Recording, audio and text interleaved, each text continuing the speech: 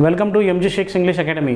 विद्यार्थी मित्रांनो, मागच्या सेशनमध्ये आपण 75 पर्यंत रूल्स बघितले होते. या सेशनमध्ये आपण 75च्या पुढे रूल्स बघणार आहोत. तर चला बघूयात ते रूल्स.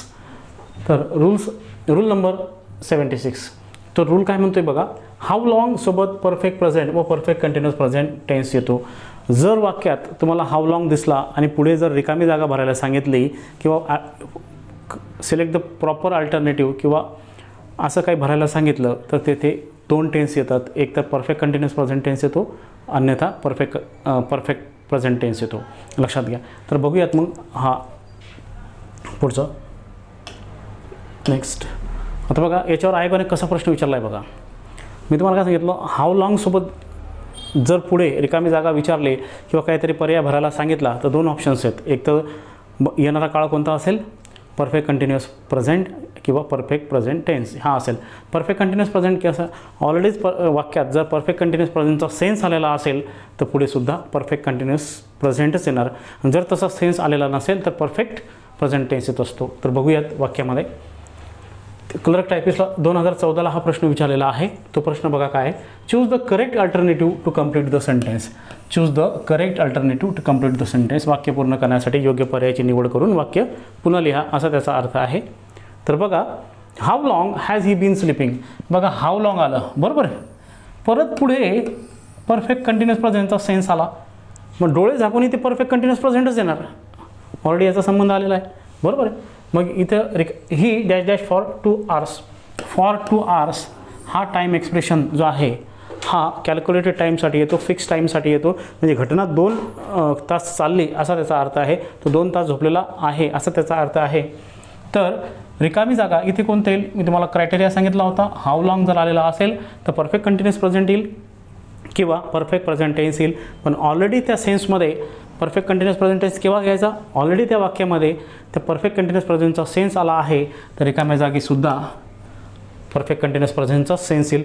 परफेक्ट कंटिन्यूअस प्रेझेंटचं सूत्र subject have been oblique has been plus V4 म्हणजेच V1 प्लस ING असं त्याचं सूत्र असतं. हीला हॅजच येणार, हीला हॅज बीनच येणार. I have, we have, you have, he has, she has, it has, they have अशी रचना असते. पुढे बीन घेऊन ते परफेक्ट कंटिन्यूअस प्रेझेंटचं वाक्य आपल्याला करायचं आहे.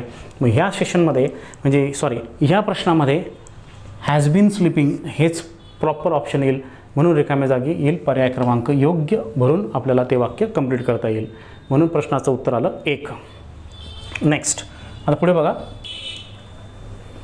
यामध्ये प्रश्न दुसरा बघा काय, STI 2015ला विचारला आयोगाने. Choose the option to fill in the blank in the following sentence. यामध्ये आयोगाने रिकामी जागा भरा म्हणूनच हा प्रश्न विचारला आहे. बघा, Radha dash dash 6 pillow cases since 7 o'clock. Since 7 o'clock अशी जर रचना असेल म्हणजे सकाळी 7 वाजल्यापासून असा त्याचा अर्थ आहे. अशी जर रचना असेल तर त्याचे 2 चान्सेस असतात. एक तर परफेक्ट कंटिन्यूअस प्रेझेंट किंवा परफेक्ट प्रेझेंट टेन्स. आता याच्यात बघा, वॉज मेकिंग चालू भूतकाळ नाही येणार, इज मेकिंग चालू वर्तमान काळ नाही येणार. हॅज मेड परफेक्टचं सूत्र आहे subject plus have plus has plus V3 असं त्याचा सेन्स आहे. राधा जर आलं तर हॅज येणार, हॅज नंतर V3 येणार, मेड हे V3 आहे. नन ऑफ दीज नाही. मग ह्या 4 ऑप्शनमध्ये काय आहे, ह्या 4 ऑप्शनमध्ये फक्त पर्याय क्रमांक 3 हे योग्य त्याचं उत्तर आहे. म्हणून ॲक्च्युली हा हाऊ लॉंगवर प्रश्न नव्हता, मी ॲडिशनल त्याच्यात टाकून दिलेला आहे. तर लक्षात घ्या, याच्यात त्याचं उत्तर काय येईल, हॅज मेड असं त्याचं उत्तर येईल. ठीक आहे. नेक्स्ट बघा, आता रूल नंबर 77. रूल नंबर 77 काय म्हणतो बघा, जेव्हा सीनचा वापर जेव्हापासून या अर्थाने होतो तेव्हा सीन्सचे वाक्य हे काय असते, सिम्पल पास्ट टेन्सचे असते. लक्षात घ्या, या नियमावर आत्तापर्यंत टेन्सवर असंख्य प्रश्न आलेले आहेत. कधी प्रेपोजिशन सीन्स वापरा असं विचारलं आहे, कधी सीन्स कंजंक्शन म्हणून वापरा असं विचारलं आहे, कधी सीन्सचा टेन्स म्हणून वापरा असं विचारलं आहे, किंवा सीन्सच्या याच्या क्लॉजमध्ये कोणता टेन्स येईल असं वापरा या पद्धतीने विचारलेलं आहे. तर विद्यार्थी मित्रांनो, मग याच्यावर प्रचंड प्रश्न आलेले आहेत. तुम्ही 1984 ते 2014 पर्यंतचं 2024 सॉरी 2022पर्यंतचं जर क्वेश्चन पेपर तुम्ही जर ॲनालिसिस केलेत तर तुम्हाला सिन्सवर प्रचंड प्रश्न सापडतील टेन्सवर, लक्षात घ्या. ठीक आहे. काय म्हटलं आहे त्यांनी, जेव्हा सिन्सचा वापर जेव्हापासून या अर्थाने होतो तेव्हा सिन्सचे वाक्य हे काय असते, सिम्पल पास्ट टेन्सचे असते. तर दुसरे वाक्य हे परफेक्ट कंटिन्युअस किंवा परफेक्ट प्रेझेंट टेन्सचे असते. मोस्टली परफेक्ट प्रेझेंट टेन्स जास्त असतो, लक्षात घ्या. पण परफेक्ट कंटिन्युअस प्रेझेंटसुद्धा येतो, लक्षात घ्या. बघा माझा फॉर एक्झाम्पल बघा, नियम तुम्हाला लक्षात आला असेल. ओके बघा, I have not eaten anything since last night. Since last night, आता तुम्हाला सर इथे सिम्पल पास्ट कसं आहे, लास्ट नाईट.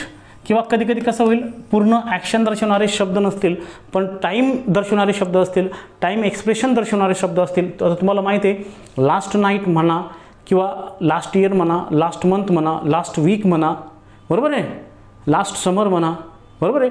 असे जर टाईम एक्सप्रेशन असतील, यस्टरडे म्हणा, असे जर टाईम एक्सप्रेशन असतील तर ते साध्या भूतकाळाचा बोध करतात. गरजेचं नाही का तिथं व्हीटूच यायला पाहिजे. अशी एक्सप्रेशन आली तर ते सिम्पल पास्टचा बोध करतात. तर लक्षात घ्या. मग याच्यात बघा, I have not eaten anything since last night, म्हणजे कालपासून मी काहीही खाल्लेलं नाही, हा सिम्पल पास्टचा सेन्स दर्शवतो. आणि त्याआधी आलेला आहे परफेक्ट प्रेझेंट टेन्स, बरं का. कधी कधी काय असतं, कधी कधी रिकामी जागा एकतर इकडे असते, एकतर रिकामी जागा इकडे देणार,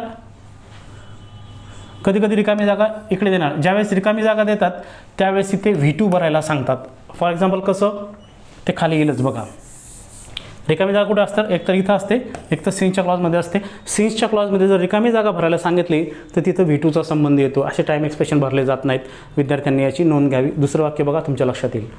Rajesh has not met me since he left his job.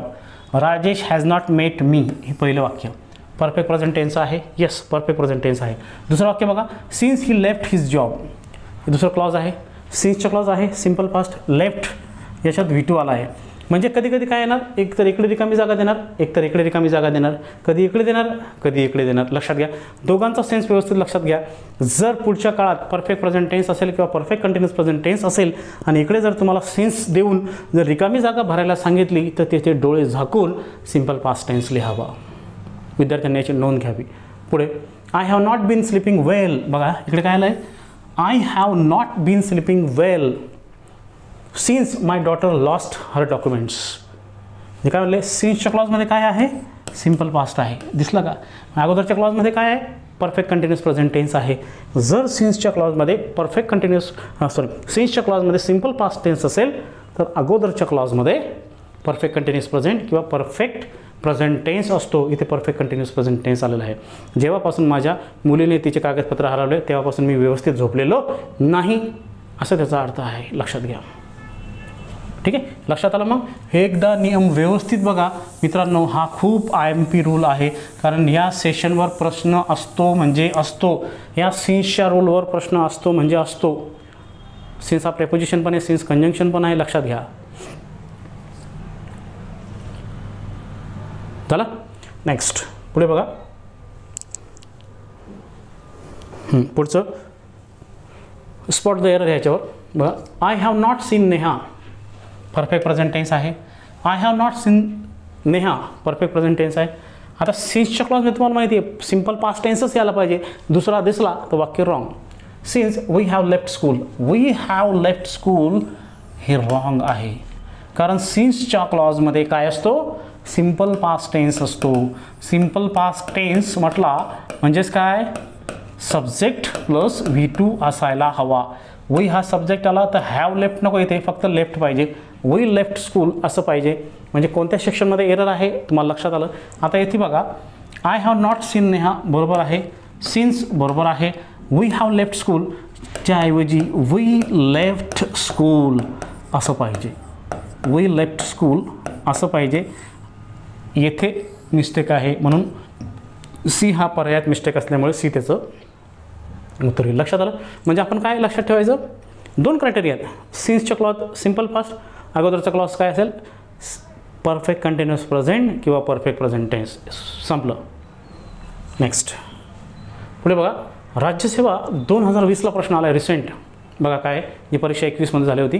त्यामध्ये choose the sentence choose the sentences incorrect, म्हणजे इनकरेक्ट सेंटेन्स याच्यामध्ये कोणतं आहे ते बघूयात. आता मला फिक्स माहीत आहे फिक्स म्हणजे फिक्स माहिती आहे तुम्हाला काय त्याचा सेन्स असतो ते. पुढे बघा आता, I have not played cricket, perfect present tense आला, प्लस सिन्सचा क्लॉज आला.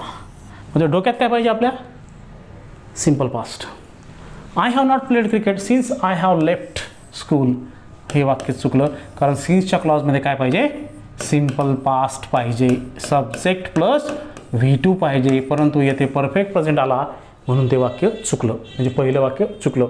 दुसरं बघा, I have not played cricket since I left college. सिन्सच्या क्लॉजमध्ये सिम्पल पास्ट पाहिजे, तो येथे आहे. सब्जेक्ट लेफ्ट हा V2 आहे, म्हणजेच दिलेलं दुसरं वाक्य हे काय आहे, हे बरोबर आहे. लक्षात घ्या. म्हणजे पहिलं ऑप्शन चुकीचं, दुसरं बरोबर. मग आन्सर ऑप्शनमध्ये आपलं बी ऑप्शन कोणत्या पर्यायामध्ये आहे ते आपल्याला बघायचं आहे. आता याच्यात बघा, सेंटेन्स इनकरेक्ट सेंटेन्स म्हटलं आहे बरं का, करेक्ट नाही, इनकरेक्ट. बी तर करेक्ट आहे, नाही, आपल्याला इनकरेक्ट करायचं आहे. ए अँड बी नाही, A only, yes only A incorrect आहे ना, ए इनकरेक्ट आहे म्हणजे हे उत्तर येणार. म्हणजेच प्रश्न क्रमांक जो प्रश्न दिला आहे राज्यसेवा 2020ला त्याचं उत्तर आलं 3. कारण आपल्याला माहिती आहे सिन्सचा क्लॉज सिम्पल पास्ट, त्याच्या आधी येणारा क्लॉज कोणता असेल, एक तर परफेक्ट प्रेझेंट टेन्स असेल किंवा परफेक्ट कंटिन्युअस प्रेझेंट टेन्स असेल. लक्षात घ्या, येथे परफेक्ट प्रेझेंट होता, सिन्सच्या क्लॉजमध्ये परत परफेक्ट प्रेझेंट दिला म्हणून ते वाक्य चुकलं झालं. I have not played cricket since I left college हे दुसरं नंबरचं वाक्य बरोबर आहे बी, म्हणून त्याचं उत्तर आलं 3 ए ओनली. आपल्याला इनकरेक्ट विचारलं होतं, बरोबर आहे, करेक्ट नाही. ठीक आहे, इनकरेक्ट विचारलं आहे आपल्याला, लक्षात घ्या. ओके, नेक्स्ट पुढे, choose the correct sentence. Choose the correct sentence राज्यसेवा 2019मध्ये आलं आहे, लक्षात घ्या. We have lived in this village since 1987. We have lived in this village since 1987. Since हा परफेक्ट कंटिन्युअस प्रेझेंट आणि परफेक्ट प्रेझेंटमध्ये येतो. लक्षात घ्या, दुसऱ्या टेन्समध्ये तो येत नाही. आलं लक्षात. म्हणजे परफेक्ट टेन्स किंवा परफेक्ट कंटिन्युअस टेन्समध्ये तो येतो, तो कंटिन्युअस टेन्समध्ये येत नाही. लक्षात घ्या. We have been living in this village since 1987 बरोबर आहे. We are living in this village since 1987 नाही. चालू काळात म्हणजे continuous present, continuous past, continuous फ्युचरमध्ये तो येत नाही. लक्षात आलं. परफेक्ट फ्युचर, परफेक्ट प्रेझेंटमध्ये तो येत नाही. परफेक्ट फ्युचरमध्ये येत नाही. लक्षात घ्या, परफेक्ट फ्युचरमध्ये काही रेअरली येतो, पण चालू वर्तमान काळ व चालू भूतकाळात तो येत नाही. सिम्पल प्रेझेंटमध्ये तो येत नाही. लक्षात घ्या, सिम्पल पास्टमध्ये तो येत नाही, सिम्पल फ्युचरमध्ये तो येत नाही. लक्षात घ्या. मग हे जे वाक्य आहे ते चूक आहे. आपल्याला काय सांगितलं आहे, चूज द करेक्ट सेंटेन्स. ए आणि बी हे करेक्ट सेंटेन्स आहे. मग ए आणि बी कुठे बघूयात. सी ओनली नाही, नाही. बोथ ए अँड बी बरोबर, हे दोन काय आहेत, हे बरोबर आहेत. Both A B and C नाही. मग आपल्याला माहीत आहे की सिन्स हा ॲज अ टाईम एक्सप्रेशन म्हणून म्हणजे पॉईंट ऑफ टाईम दर्शवतो. म्हणजे या क्रियेपासून हे सुरू झालं, सकाळपासून, दुपारपासून, ह्या वर्षापासून, तिथून, स्वातंत्र्यापासून, पारतंत्र्यापासून वगैरे म्हणतो ना आपण, पासून या अर्थाने. पासून म्हणजे या अर्थाने म्हणजे काय, ती फक्त क्रियेचं टोक दर्शवतं. इथून एखादी क्रिया सुरू झाली होती, पण ती किती वेळ झाली असं दर्शवायचं असेल तर आपण फॉर वापरतो. लक्षात घ्या. ठीक आहे. मग सिन्सच्या क्लॉजमध्ये काय येणार, एकतर इथे परफेक्ट कंटिन्युअस प्रेझेंट येणार किंवा perfect continuous present, perfect present tense येणार किंवा परफेक्ट कंटिन्युअस प्रेझेंट येणार. या उलट सिन्सच्या क्लॉजमध्ये जो अगोदरच आपण बघितला, सिन्सच्या क्लॉजमध्ये जर सिम्पल पास्ट असेल आणि पुढे जर रिकामी जागा असेल तर तिथे दोन क्रायटेरिया आहेत, एक तर perfect continuous present, perfect continuous past, perfect continuous present आणि परफेक्ट प्रेझेंट हा क्रायटेरिया आहे. अगोदर मी तुम्हाला सगळं या सांगितलं आहे, कीप इन माइंड. नेक्स्ट पुढे आता रूल नंबर 78 बघा. रूल नंबर 78 बघा. यामध्ये काय दिले बघा. यामध्ये दिले बघा. Rule number 78 by the time plus simple present tense plus future perfect. म्हणजे एक गोष्ट लक्षात घ्या, फर्स्ट पार्टमध्ये जर बाय द टाईम दिला असेल आणि त्यानंतर जर सिम्पल प्रेझेंट टेन्स दिला असेल आणि जर सेकंड ॲक्शन आपल्याला विचारली तर सेकंड ॲक्शनमध्ये काय यायला पाहिजे, परफेक्ट फ्युचर टेन्स यायला पाहिजे. म्हणजे लक्षात घ्या, बाय द टाईम एक्सप्रेशन दिला आहे हा फ्युचरचा असतो. लक्षात घ्या. त्यापुढे जर सिम्पल प्रेझेंट टेन्स आला आणि दुसरी ॲक्शन किंवा दुसऱ्याच ठिकाणी आपल्याला रिकामी जागा भरायला सांगितले तर तिथे काय येणार, परफेक्ट फ्युचर टेन्स येणार. हे वाक्य अगोदर आपण बघितलं बायच्या कीवर्ड्समध्ये. बघा मग, bye the time I reach the station the train will have left. आता याच्यात लक्षात घ्या, कधी bye the time he phrase दिली आहे, कधी रिकामी जागा येथे देतील तुम्हाला, बरोबर आहे, कधी कधी रिकामी जागा येथे देतील. पण लक्षात घ्या, बाय द टाईम नंतर जर सिम्पल प्रेझेंट असेल तर त्याच्यानंतर येणारी ॲक्शन ही कोणती असेल, परफेक्ट फ्युचर असेल. मग तुम्ही लक्षात घ्या, बाय द टाईम नंतर जर सिम्पल प्रेझेंट आहे तर इथे जर विचारलं तर परफेक्ट फ्युचर, इथे जर विचारलं तर सिम्पल प्रेझेंट. रिकामी जागा कुठेही विचारू देत, हा सेन्स तुम्हाला माहीत पाहिजे, बाय द टाईमचा रूल माहीत पाहिजे. Bye the time I reach home my father will have had his lunch. Bye the time I reach home simple present, my father will have had, हा हॅड जो आहे इथे V3, या हॅडचा अर्थ इथे टेकन, इटन असा अर्थ घेतला आहे. हॅड म्हणजे हा परफेक्ट पास्टचा हॅड नाही, हा लक्षात घ्या. हॅड हा वाक्यात आपण V3 म्हणून सुद्धा वापरतो, तो इथे टेकन किंवा इटन या अर्थाने वापरला आहे. विद्यार्थ्यांनी याची नोंद घ्यावी. Bye the time plus simple present plus दुसरी ॲक्शन कोणती, परफेक्ट फ्युचर. लक्षात घ्या, हे लक्षात आलं असेल तुम्हाला, ठीक आहे. तर विद्यार्थी मित्रांनो, सगळ्यात महत्त्वाचा भाग काय असतो इंग्लिशमध्ये माहिती आहे का, त्या रूल्सचा किंवा त्या दिलेल्या घटकाचा सेन्स समजणं आणि तेच सेन्स समजून आयोग आपल्याला परीक्षेत कसे प्रश्न विचारतो त्याचा व्यवस्थित अभ्यास करणं, हाच एक इंग्लिशचा अभ्यास करण्याचं एक योग्य की असते. लक्षात घ्या. नेक्स्ट, ठीक आहे, याच्यावर प्रश्न नाही दिला आहे आयोगाने, ठीक आहे, दिला असेल आपण बघूयात नंतर, ठीक आहे. पुढचा नियम बघा, रूल नंबर 17. फक्त फरक बघा काय आहे, फरक बघा काय आहे. बाय द टाईम फ्रेज आहे, त्याच्यानंतर काय, सिम्पल पास्ट आहे, पास्ट सिम्पल आहे. त्याच्यानंतर दुसरी ॲक्शन कोणती आहे, पास्ट परफेक्ट आहे, परफेक्ट पास्ट आहे. बाय द, आपण अगोदर काय बघितलं, बाय द टाईम बघितला, त्याच्यानंतर सिम्पल प्रेझेंट, त्याच्यानंतर येणारी दुसरी ॲक्शन कोणती असेल, परफेक्ट फ्युचर. दुसरी ॲक्शन बघितली आपण कोणती, bye the time. Bye the time नंतर काय, सिम्पल पास्ट आहे. तर त्याच्यानंतर येणारी दुसरी ॲक्शन कोणती आहे, त्याच्यानंतर येणारी दुसरी ॲक्शन ही परफेक्ट पास्ट टेन्सची आहे किंवा पास्ट परफेक्टची आहे. लक्षात घ्या, पास्ट परफेक्ट टेन्स म्हणा किंवा परफेक्ट पास्ट टेन्स म्हणा, एकच आहे. लक्षात घ्या, ठीक आहे. फॉर एक्झाम्पल बघूया, bye the time I reach the station, bye the time I reached the station. आलं का सिम्पल पास्ट, त्या गोष्टीवर लक्ष द्या फक्त. बाय द टाईमची फ्रेज आली, सिम्पल पास्ट आला. आणि इकडे जर तुम्हाला रिकामी जागा भरायला सांगितली तर इकडे काय यायला पाहिजे, PP परफेक्ट पास्ट टेन्स यायला पाहिजे. जर इकडे रिकामी जागा भरायला सांगितली तर इथे यायला पाहिजे SP म्हणजे सिम्पल पास्ट. लक्षात घ्या. पुढे, bye the time I reach home my father had his lunch.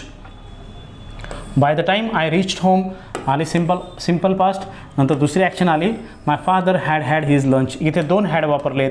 लक्षात घ्या, एक हॅड सहाय्यकारी क्रियापद आहे आणि दुसरा हॅड V3 आहे. माय फादर हॅड टेकन असा त्याचा अर्थ आहे. My father had eaten his lunch असा त्याचा अर्थ आहे. म्हणजे बाय द टाईमचं फ्रेजचं कन्क्ल्युजन लक्षात आलं का तुम्हाला. बाय द टाईम नंतर जर सिम्पल प्रेझेंट असेल तर नंतरचं काळ येईल परफेक्ट फ्युचर. बाय द टाईमच्या नंतरचं ॲक्शन जर सिम्पल पास्ट असेल तर दुसऱ्या ॲक्शनचा काळ येईल परफेक्ट पास्ट टेन्स. लक्षात आलं. येस, बघूयात पुढे.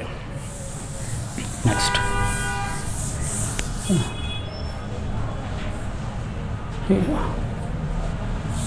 ठीक आहे, हे झालं. आता इथं प्रश्न विचारला आहे, इथे प्रश्न विचारलेला आहे बघा. तुम्ही ॲक्शनवर व्यवस्थित लक्ष द्या. We dash our hotel before it started raining. Before हा ॲक्च्युली हा प्रश्न वेगळा आहे बरं का. एक लक्षात घ्या, तुम्हाला सांगतो. We dash our hotel before it started raining. बिफोरच्या क्लॉजमध्ये जर सिम्पल, एक तुम्हाला क्ल्यू सांगतो, बिफोरच्या क्लॉजमध्ये जर सिम्पल पास्ट असेल आणि आधीच्या क्लॉजमध्ये जर रिकामी जागा भरायला सांगितली तर डोळे झाकून तिथे परफेक्ट पास्ट म्हणायचा. कारण परफेक्ट पास्ट हा तेव्हाच येऊ शकतो किंवा आधी एक घटना घडलेली असते. आलं लक्षात. हां, मग इथे बिफोरचं जर सिम्पल पास्ट असेल आणि पुढचा अगोदरचा काळ जर तुम्हाला विचारला असेल तर तिथे डोळे झाकून परफेक्ट पास्ट भरायचा. वी हॅड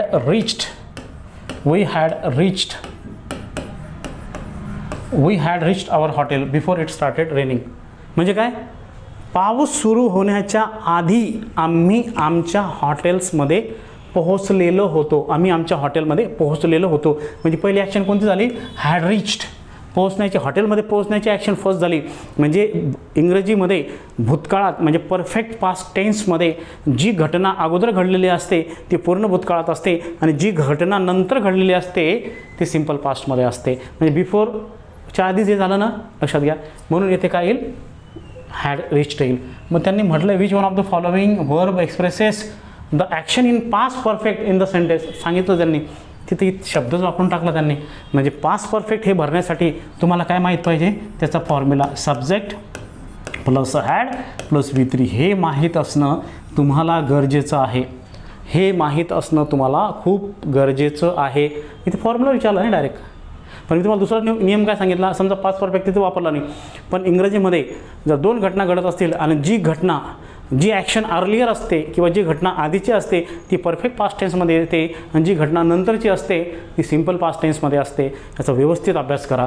याच्यात अगोदर घडलेली घटना परफेक्ट पास्टची आहे म्हणून तिथे रिकाम्या जागी काय येईल, हॅड रिच्ड हे त्याचं ऑप्शन येईल. पण त्या प्रश्नाचं उत्तर आलं, त्या प्रश्नाचं उत्तर आलं बघा. इथे काय सी ऑप्शन कुठे बघूयात, सी आहे 2मध्ये, म्हणून त्याचं उत्तर आलं 2. डन, लक्षात घ्या. हा पार्ट खूप इझी आहे, त्याचं असं काही करायची गरज नाही आहे जास्त. ठीक, फक्त फोकस करा आपण काय शिकतो आहे त्याच्यावरच कसे प्रश्न विचारतो ते आपल्याला बघायचे आहेत. Choose the correct sentence from the following sentence. म्हणजे दिलेल्या 4 पर्यायामधून एक योग्य वाक्य निवडा. व्हेन, आता याच्यात बघा मी तुम्हाला ऑलरेडीच बोललो आहे की जी घटना अगोदर घडलेली असते ती परफेक्ट पास्ट असते आणि जी घटना नंतर घडलेली असते ती सिम्पल पास्ट असते. आता बघा याच्यात, when they reach the airport the plane had already taken off. When they reach the airport the plane had already taken off. जेव्हा ते एअरपोर्टवर पोहोचले तर विमान हे आधीच उडून गेलेलं होतं, विमानाने उड्डाण घेतलेलं होतं किंवा निघून गेलेलं होतं, असा त्याचा अर्थ आहे. वाक्य बरोबर आहे. म्हणजे बघा आता तुम्हाला असं वाटेल सुरुवातीचं वाक्य सुरुवातीला पाहिजे असं नाही. अर्लियर ॲक्शन कोणती आहे, the plane had already taken off. विमान ऑलरेडी उडून गेलेलं होतं म्हणजे निघून गेलेलं होतं, डिपार्ट झालेलं होतं, असा त्याचा अर्थ आहे. बरोबर आहे. म्हणजे फर्स्ट ॲक्शन ही आहे याच्यामध्ये. फर्स्ट ॲक्शन कोणती आहे, परफेक्ट पास्ट. बरोबर आहे. फर्स्ट ॲक्शन परफेक्ट पास्ट आहे आणि सेकंड ॲक्शन आहे सिम्पल पास्ट. जर ही ॲक्शन फर्स्ट राहिली असती तर आम्ही विमानात बसून गेलो असतो. बरोबर आहे. When they reach the airport, जेव्हा ते एअरपोर्टला पोहोचले तर अगोदरच विमान हे उडून गेलेलं होतं, फ्लाईट निघून गेलेली होती, असा त्याचा अर्थ आहे. म्हणजे हे वाक्य 100% बरोबर आहे. लक्षात आलं. म्हणजे जी घटना आधी घडलेली असते ती परफेक्ट पास्टमध्ये असते, जी नंतर घडते ती सिम्पल पास्टमध्ये असते. अगोदर घडलेली घटना कोणती आहे, the plane had already taken off. Already या शब्दावरून सुद्धा तुम्ही सेन्स घेऊ शकतात. पुढे, when they reach the airport the plane already took off. Already हा जो आहे हा परफेक्ट पास्टमध्ये आणि परफेक्ट प्रेझेंटमध्ये येतो. लक्षात घ्या, तिथे टूक ऑफ नाही पाहिजे, टेकन ऑफ पाहिजे. हे वाक्य चुकलेलं आहे. लक्षात घ्या.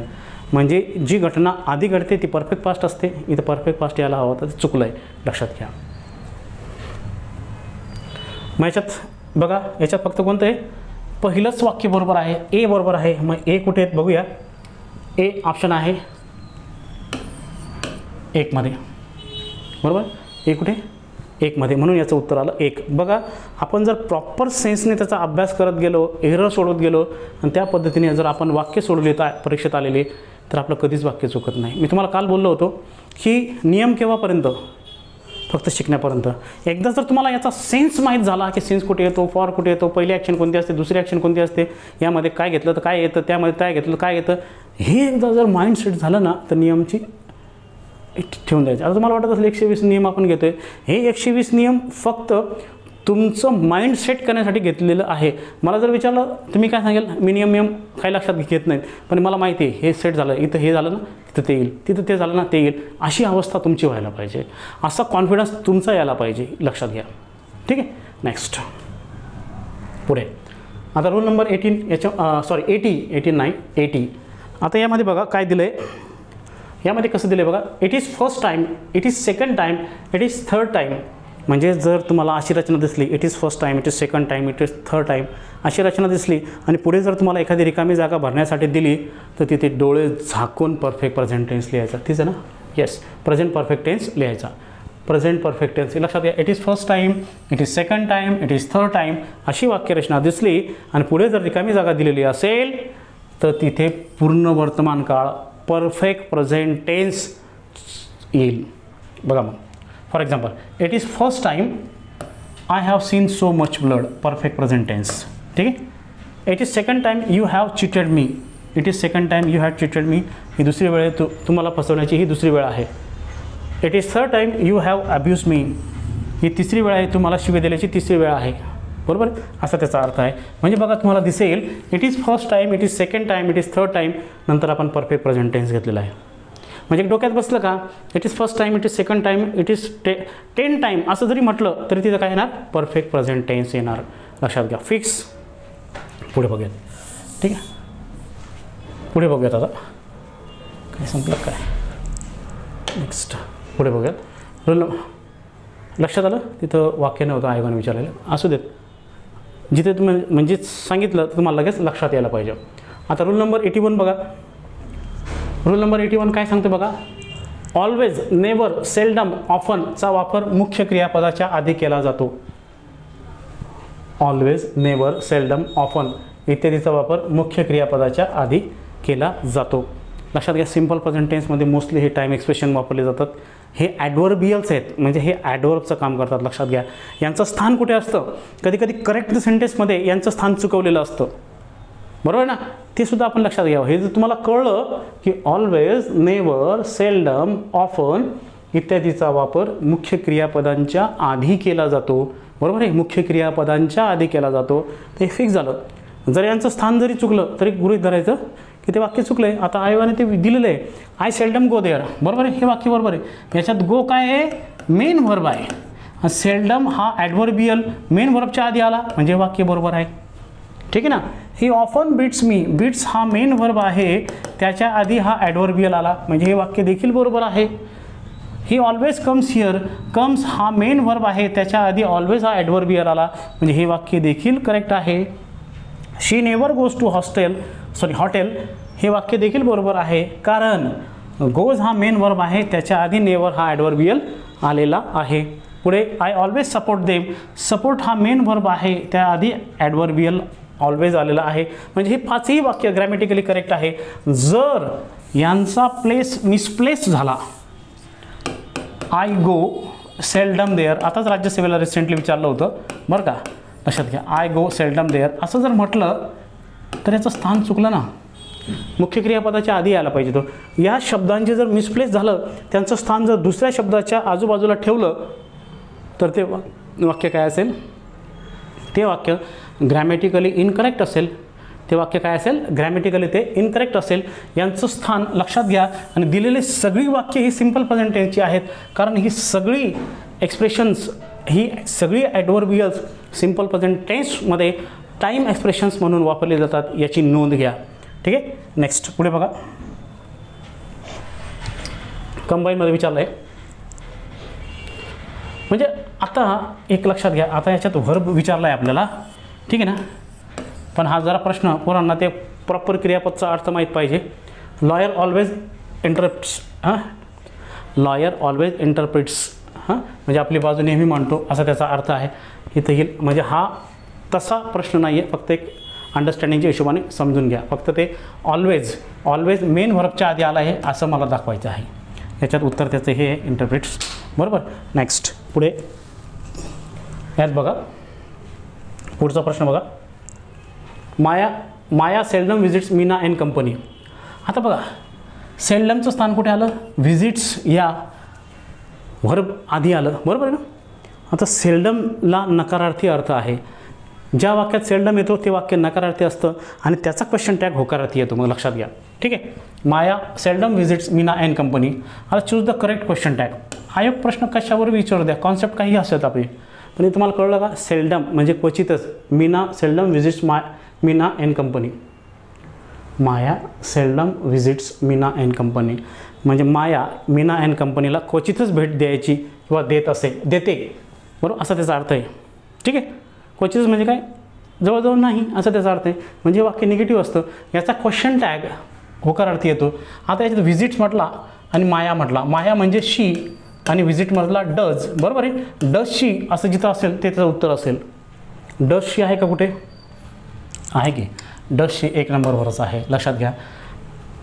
Never, rarely, hardly, scarcely, seldom या सगळ्यांना नकारार्थी अर्थ असतो. आणि हे शब्द जर क्वेश्चन टॅगमध्ये आले तर त्याचा क्वेश्चन टॅग होकारार्थी होतो, लक्षात घ्या. ऑलरेडी हे निगेटिव्ह आहे, निगेटिव्हचा क्वेश्चन टॅग काय येतो, पॉझिटिव्ह येतो ना, होकारार्थी येतो ना. मग इथे डजशी असेल, कारण दिलेला काळ वर्तमान काळ आहे, साधा वर्तमान काळ आहे. साधा वर्तमान काळामध्ये सहाय्यकारी क्रियापद नसतं, ते आपल्याला घ्यावं लागतं. Do, does. डज केव्हा, ही, शी, इट असेल तर माया म्हणजे शी आहे, त्यासाठी डज आला. जर आय, वी, यू, दे राहिलं तर आपण डू घेतो, लक्षात घ्या. ते फक्त सिम्पल प्रेझेंटमध्ये आणि पास्टमध्ये आपण डीड घेतो. इंग्रजीमध्ये 2 अशी काळ आहेत की त्यांमध्ये सहाय्यकारी क्रियापदे नसतात. ती 2 काळ आहेत, एक सिम्पल प्रेझेंट टेन्स आणि दुसरा आहे सिम्पल पास्ट टेन्स. म्हणून याचं उत्तर आलं डज, शी. नेक्स्ट, आता या 2017ला प्रश्न आलेला आहे. Choose the sentence containing correct adverbs. तेच जागा मिसप्लेस आहे का याच्यात बघूयात आपण. जागा मिसप्लेस आहेत का बघूयात आता. बलराज मदर्स सर्स ऑलवेज ॲन एक्सलंट डिनर. आपल्याला माहिती आहे ऑलवेजची जागा व्हर्बच्या आधी असते, पण इथं काय झालं, व्हर्ब आधी आलं, ऑलवेज नंतर आलं, म्हणून जागा चुकली. इथे काय पाहिजे, ऑलवेज सर्व्स असं पाहिजे, बरोबर ना. मुख्य क्रियापदाच्या आधी येतं तर ते इथं मुख्य क्रियापदाच्या नंतर आला, म्हणून हे वाक्य चुकलं. पुढे, do you go often fishing. Often देखील वर्बच्या आधी येतो, याचं सुद्धा जागा चुकली. हे वाक्य कसं पाहिजे होतं, do you often go fishing असं पाहिजे होतं. Do you often go fishing असं पाहिजे होतं, याचं देखील स्थान चुकलं, म्हणून हे वाक्य देखील चुकलं. तिसरं, he is grumbling always about his luck. आता ग्रमलिंग हा मेन व्हर्ब आहे आणि ऑलवेज हा नेहमी मेन व्हर्बच्या आधी येतो, म्हणजे येथे देखील तो चुकला, इथं त्याचं स्थान चुकलं, बरोबर. नेक्स्ट, चौथं वाक्य बघा, I seldom it more than this at lunch. आता इट हा मेन व्हर्ब आहे आणि सेल्डम हा मेन व्हर्बच्या आधी येतो, म्हणजे हे वाक्य बरोबर आहे. I seldom it more than this at lunch. आलं लक्षात, म्हणजे स्थान मुख्य क्रियापदाच्या आधी सेल्डम आलेला आहे, बरोबर आहे ना. म्हणजे हे वाक्य बरोबर आहे. आलं का नाही त्याच्यावर, केव्हा आलं आहे, STI 2017ला. आता रिसेंटली पण विचारलेलं आहे. आलं का लक्षात, म्हणजे काय चुकलं आपलं, 3 वाक्य चुकलेत, मिसप्लेस झालेली आहेत, त्यांची जागा अदलाबदल झाली. जर आपल्याला माहीत राहिलं त्यांचं स्थान कुठे आहे तर आपलं वाक्य चुकेल का, नॉट पॉसिबल. इथं लक्षात आलं आपल्याला हे चौथं वाक्य बरोबर आहे, कारण ह्या तिघांचं स्थान चुकलेलं आहे. ते मुख्य क्रियापदाच्या आधी यायला पाहिजेत, पण ते मुख्य क्रियापदाच्या नंतर दिलेत. आणि सेल्डमचं जे वाक्य तेच मुख्य क्रियापदाच्या आधी आलं, म्हणून चौथा पर्याय बरोबर आला. तर आन्सर ऑप्शन आपण बघूया, ओनली डी करेक्ट आहे आपलं, बरोबर आहे ना. ओनली डी कुठे, 2 नंबरमध्ये आहे, म्हणून याचं उत्तर आलं 2, लक्षात घ्या. डन. नेक्स्ट, पुढे रूल नंबर 82 बघा. रूल नंबर 82 काय म्हणतो बघा. रूल नंबर 82 म्हणतो बघा, यटचा अर्थ आतापर्यंत या अर्थाने प्रेझेंट परफेक्ट टेन्स, क्वेश्चन व निगेटिव्ह या रचनेत केला जातो. यट आतापर्यंत, अद्याप, या म्हणजे ॲडव्हर्ब असताना तो कोणत्या काळात वापरला जातो, कोणत्या काळात वापरला जातो, परफेक्ट प्रेझेंट, क्वेश्चन आणि निगेटिव्ह सेन्समध्ये तो वापरला जातो. यट हा कंजंक्शन पण आहे, यट हा ॲडव्हर्ब पण आहे, पण यट हा ॲडव्हर्ब टाईम एक्सप्रेशन म्हणून येत असेल तर तो ॲडव्हर्ब असतो. यट जर वाक्य जोडण्याचं काम करत असेल तर तो कंजंक्शन असतो. येथे या रचनेत तो ॲडव्हर्ब म्हणून येतो, याची नोंद घ्या. ॲडव्हर्ब म्हणून तो आला तर त्याचा अर्थ असतो काय, आत्तापर्यंत, अद्याप. आणि यट जर कंजंक्शन म्हणून आला तर त्याचा अर्थ असतो असे असले तरी. लक्षात, असे असून देखील असा त्याचा अर्थ असतो. मग इथं बघा काय दिलं आहे, वाक्य बघा, त्याचं स्थान कुठे आहे, परफेक्ट कंटिन्युअस प्रेझेंट मोस्टली. बोलताना आपण कोणत्या काळात त्याला वापरू शकतो, पण इंग्रजी व्याकरणच्या रचनेत त्याला मोस्टली कुठे वापरायचं आहे, त्याला कुठे वापरायचं आहे, त्याला वापरायचं आहे perfect continuous perfect present question and निगेटिव्हमध्ये. नेक्स्ट बघा मग, have you not finished your project yet. Have you not finished your project yet हा यट दिलेला असतो आणि येथे रिकामी जागा दिलेली असते. मग रिकामी जागा जर तिथे दिलेली असेल, 2012ला एक प्रश्न विचारला होता बघा, पुढे आपण भरूयात त्याला. 2012ला प्रश्न विचारला होता, येटची वाक्यरचना होती, हेच हॅवचंच वाक्य होतं निगेटिव्ह सेन्समध्ये, क्वेश्चनच होता, ती रचना दिलेली असतील. पुढे तुम्हाला लक्षात येईल. हे वाक्य बरोबर आहे negative sentence. They have not arrived yet, हा क्वेश्चन प्लस निगेटिव्ह आहे, हा ओनली निगेटिव्ह आहे प्युअर. येटमध्ये परफेक्ट प्रेझेंट आला आहे. ठीक आहे. कधी कधी subject plus am is are plus yet plus to plus V1 अशी रचना देखील वापरली जाते. म्हणजे आपण अजून यायचं बाकी आहे, करायचं बाकी आहे अशी रचना वापरतो ना, अशी रचना म्हणजे जे अपवादात्मक आहे ते सुद्धा मी तुम्हाला देण्याचा प्रयत्न करत आहे. This parcel is yet to arrive on Sunday, म्हणजे हे पार्सल अजून संडेला यायचं बाकी आहे असा त्याचा अर्थ आहे. म्हणजे ही रचना पण केली जाते. पण ग्रामरच्या दृष्टीने तुम्हाला जर क्वेश्चन विचारला, याच्यावर अजून क्वेश्चन विचारला नाही आहे, पण याच्यावर प्रश्न भरपूर वेळेस विचारलेले आहेत, लक्षात घ्या. ठीक आहे. बघूयात पुढे. आता कंबाईन 1989ला प्रश्न विचारलेला आहे बघा. Fill in the blanks with suitable form of verb. Fill in the blanks with suitable form of verb. I don't think the postman. I don't think the postman yet. इथं yet वापर आहे. मी तुम्हाला सांगितलं आहे वाक्य निगेटिव्ह आहे असे देत. वाक्य निगेटिव्ह आहे मग तिथे एकच वाक्य बसतं, म्हणजे तिथे एकच रचना बसते काळाची परफेक्ट प्रेझेंटची. परफेक्ट प्रेझेंटचा फॉर्म्युला आहे subject plus have oblique has plus V3. Have V3 has V3 असं पुढे दिसतंय का तुम्हाला? दिसतंय बरोबर आहे. हॅज कम पहिलं बरोबर येईल, वॉज कम नाही येणार, विल कम नाही येणार, हॅड कम नाही येणार.